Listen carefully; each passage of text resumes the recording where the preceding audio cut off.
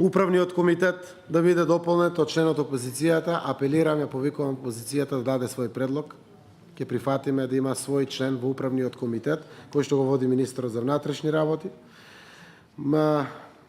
Законот за употреба на езиците, сакам да го дадам својот коментар во функција на транспарентноста и уште еднаш да апелирам преку тоа поддршка на опозицијата за планот 369. Коалиционите партнери од мнозинството стојат комплетно за брзо донесување на законот за употреба на езиците. И ние имаме јасни ставови по ова прашање. Се работи предлог текстот. Сакаме да го консултираме и со БЕСА, и со ДПА, и со ВМРО ДПМН, со сите, но стратешка цел на владата, дефинирана во овој план е владата да го усвои планот, да го испрати на консултации во Венецијанска комисија, после сугестиите од Венецијанската комисија да ги пуштиме на дебата во парламентот, за да може да ги испочтуваме сите преземени обврски на Република Македонија и кон меѓународните вакви организации, а сепак јавно со одлука на влада ќе го декларираме нашиот едногласен консензуален став кон брзо носење на законот за употреба на езиците.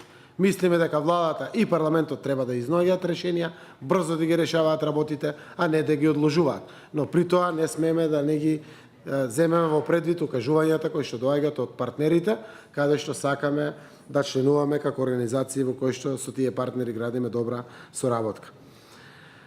Со Република Грција, се што е разговарано е јавно објавено. Немаме ништо понатамо отидено да разговараме. Ја користам приликата овде тоа да го соопштам, заради тоа што изградивме став да градиме пријателство колку што може повеќе, да создаваме пријателски амбиент и немаме ниту чекор повеќе отидено од тоа што е јавно објавено. Го кажувам јавно овде пред парламентот, заради тоа што обстојуваме на нашиот став, ова прашање да биде консензуално изградено заедно со опозицијата и да биде конечно на референдум.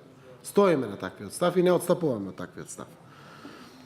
И ја замолувам, веројатно тоа е соодветната комисија на Собранието за надворешни прашања или еве, го замолувам Собранието, ако може во вторник, пред седница на влада, која што е редовна во 12 часот, ако е соодветната комисија за надворешни прашања, да свика седница на парламентот.